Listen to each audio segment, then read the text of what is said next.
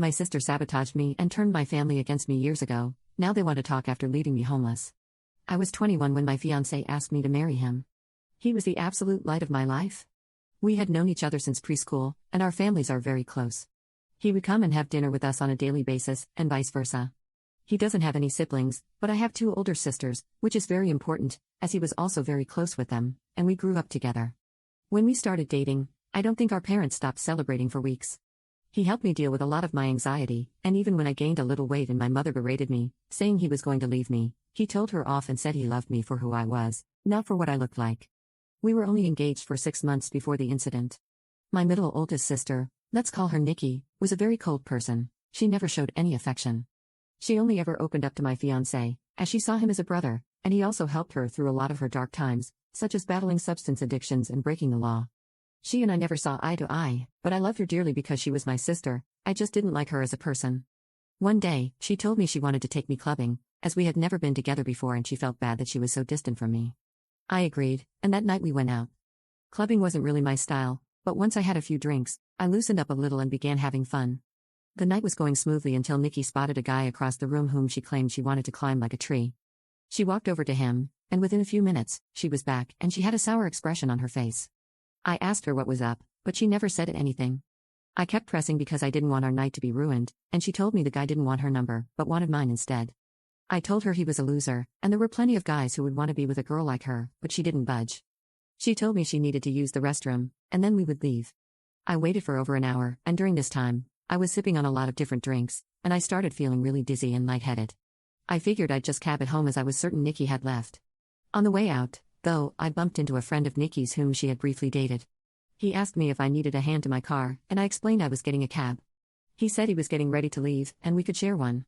I told him okay, and we walked out of the club together and into the first cab we saw. I tried to find my phone in my purse, but I felt myself getting dizzier and dizzier.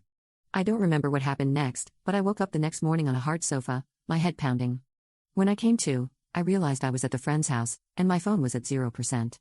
When he noticed I was awake, he offered some tablets and water and explained that I had passed out in the cab, and he didn't remember my parents' address, so he just picked me up and took me back here, where he laid me on the sofa. I told him I needed to go home as my fiancé would be worried, so he called a cab, and I left. When I arrived at my parents' house, my mother, father, Nikki, my fiancé, and his parents were all standing in the living room. I thought they were worried about me, but the instant I opened my mouth, my fiancé asked how could I do this to him. I tried to explain that my phone was at 0%, but he then went on screaming about how could I cheat on him. I was baffled. Why would he think that? I tried to explain the night's events, but I kept getting cut off. Nikki then chimed in and said I was a lying S-word, and how could I be so heartless to a man who has been there for me through thick and thin. She went on to say I kept flirting with random guys all night, and then when she went to the bathroom, she saw me leave with her friend. I told her what had happened, and she showed me photos on her phone where, as we were leaving, his hand was on my back, ushering me outside. Yes, the photo did look horrible, and I was so out of it I didn't even realize his hand was on my back. My fiancé was so angry, he kept shouting, and our moms were both crying. I then asked Nikki to call her friend, and he would confirm that nothing happened, but when she called him, he told a completely different story. He said I begged him to take me back to his place, and when he did, we slept together multiple times.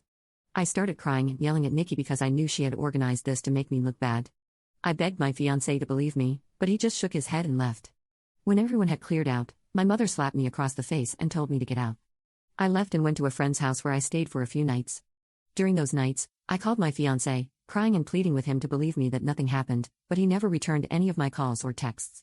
My mom texted me and told me she was kicking me out. She didn't even give me time to get my things as she threw everything away. None of my family would take me in, as they chose my fiancé and mother's side. I found myself homeless and single in less than a day and a half. My entire world had been taken away because of Nikki's lies. For weeks, I tried everything to get my fiancé and family back. The breaking point for me, though, was when Christmas time had come, and I went over to my mother's house to try and reconcile. I was sleeping from couch to couch during this time. When I got to my parents' house, I knocked on the door, but no one answered. I later found out that my family was in another state celebrating Christmas, and they had posted pictures online. Everyone was there, my sisters, parents, grandparents, and even my fiancé and his family. When I saw the photos myself, I couldn't stop crying as they all looked so happy. I cried for days and days before deciding to block them all. I even returned my engagement ring.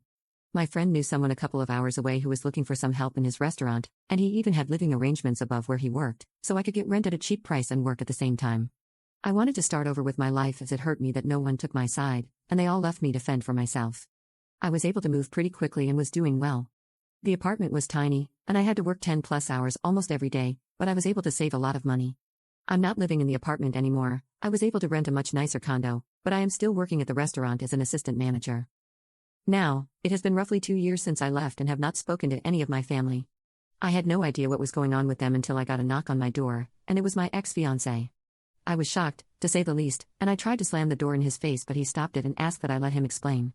He said that Nikki had gotten married, and she had confessed that she lied about the situation because she had found someone she loved so much and realized what a horrible thing she had done.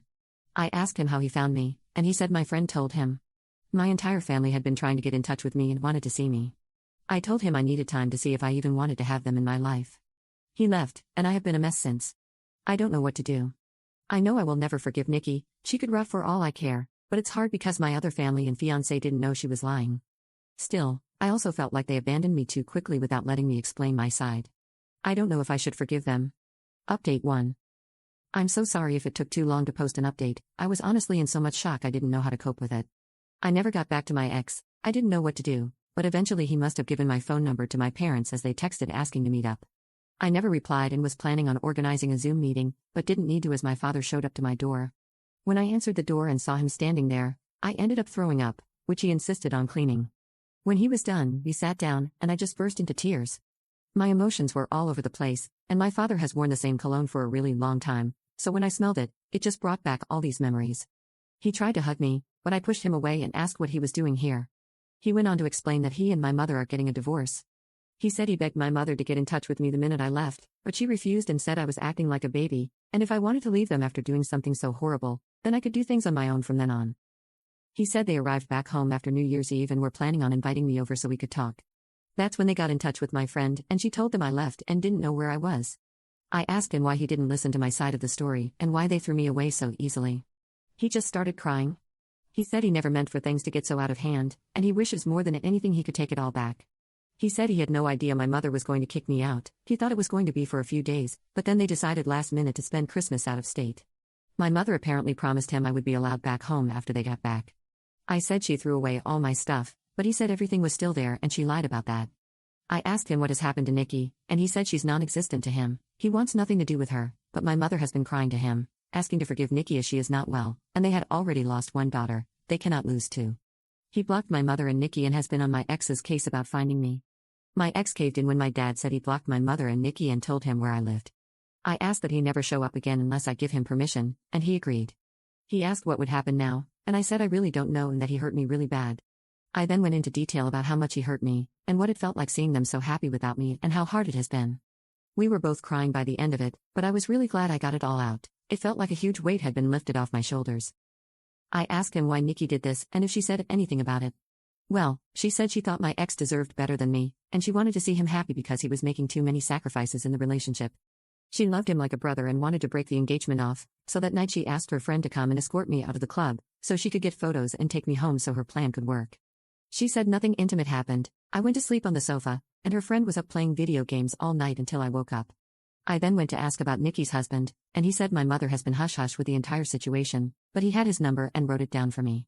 After my dad left, I decided to call Nikki's husband. I was sweating the entire time and felt so sick. What if I could hear her in the background? Well, anyhow, when he picked up, I just spit everything out, which I deeply regret because I should have eased into it for him. He sounded really confused, and I explained the entire situation again. I was honestly expecting him to curse me out and defend Nikki. Instead, he let out a long sigh and well, he had a feeling she wasn't exactly innocent. Turns out, she and his sister have been having problems, and she has been spouting nonstop lies about his sister, causing a huge rift between them. His sister didn't even attend their wedding. I told him I was sorry, but he should make things right with his sister because Nikki was the problem, not her. We spoke a little more, and he hung up. With everything considered, I have decided to reconcile with my dad. My mother has always run the show their entire marriage, so the fact he is putting his foot down and divorcing her and going no contact with Nikki shows he is serious about making amends. I don't think I will ever reconcile with my mother, as she thinks Nikki is a victim also in all this, and at this point, I don't care to listen to her excuses. As for my ex, I haven't had the time to meet with him and talk, though my dad mentioned he wanted to come with him, but he said I would be too overwhelmed if both were there, and seeing them separated will help make clear decisions. I will update the post again if I ever speak to my ex.